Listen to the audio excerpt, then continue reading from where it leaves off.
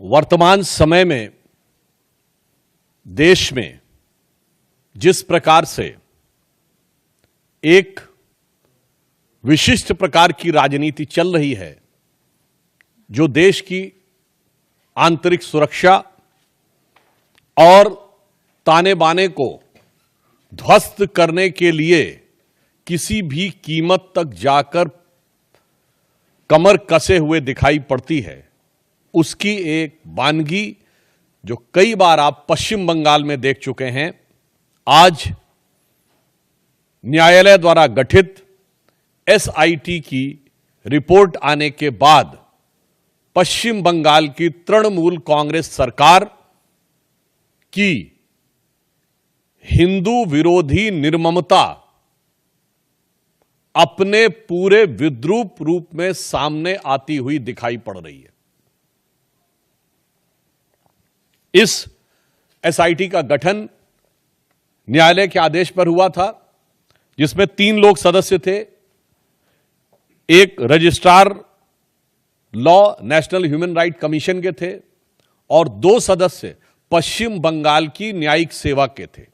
अर्थात एक मानवाधिकार आयोग से सदस्य थे और 2 पश्चिम बंगाल की न्यायिक सेवा वेस्ट बंगाल लीगल सर्विसेज थे। और उन्होंने 11 अप्रैल 2025 फ्राइडे यानी 11 अप्रैल जुमे के दिन 2 बजे से लेकर 4 बजे के बीच में जो घटनाएं हुई हैं, उनके बारे में जो अपना ऑब्जर्वेशन दिया है, उससे तृणमूल कांग्रेस, इंडी गठबंधन और ये सेक्युलरिज्म के सो कॉल्ड सेल्फ चैंपियंस का नकाब पूरी तरीके से उतर गया है। पहली बात, बहुत आश्चर्य और दुख की बात है कि जो लोग ये कहते थे कि पाकिस्तान से युद्ध करने की क्या जरूरत है, सिर्फ आतंकियों के ऊपर कार्रवाई हो, जबकि हमारी सरकार ने आतंकियों पर ही कार्रवाई की, उनमें से एक ने भी नहीं बोला कि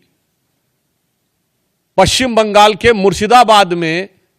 किसी भी विषय को लेकर आपको आपत्ति है तो हिंदुओं के ऊपर हिंसा करने की क्या जरूरत है। हरगोविंद दास और चंदन दास पिता पुत्र की मृत्यु पर किसी ने एक शब्द भी नहीं बोला। वही लोग अचानक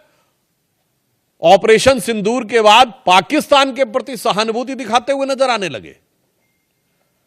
इसमें जो फाइंडिंग्स आई हैं, पहला पॉइंट जो तृणमूल कांग्रेस ने यह प्रचार करने का, भ्रम पैदा करने का प्रयास किया था कि इसमें बाहर के लोग शामिल थे। उनके कुछ सांसदों ने दूसरे राज्यों के लोगों का नाम लिया था, विशेषकर उत्तर प्रदेश बिहार का नाम लिया था, जो सरासर अनुचित है। परंतु इस फाइंडिंग में बहुत साफ साफ तौर पर तृणमूल कांग्रेस के नेता और एमएलए का नाम भी सामने आया है और इसमें कहा गया है कि उनके 11 अप्रैल को, मैं इसको एज इट इज रीड करना चाहता हूं, all the attacks were carried out on the Friday 11th of April from 2 PM onwards under the instructions of local councillor Mehboob Alam and police and administration done nothing। तो ममता जी, ये तो आपकी party के बहुत महबूब नजर आ रहे हैं, आपकी पार्टी के बड़े प्रिय नजर आ रहे हैं।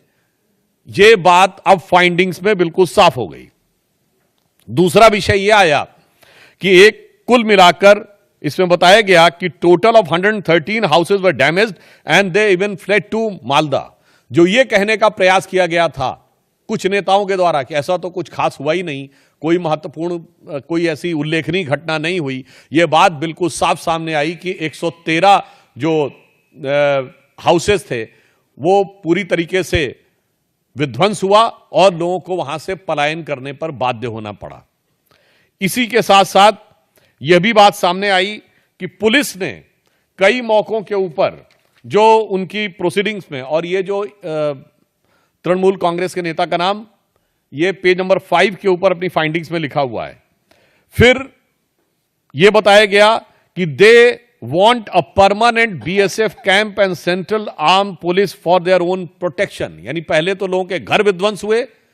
फिर लोगों को पलायन पे बाध्य होना पड़ा, और पश्चिम बंगाल की पुलिस पर उनका इतना विश्वास हो गया कि वो सीमा सुरक्षा बल और केंद्रीय सुरक्षा बलों के ही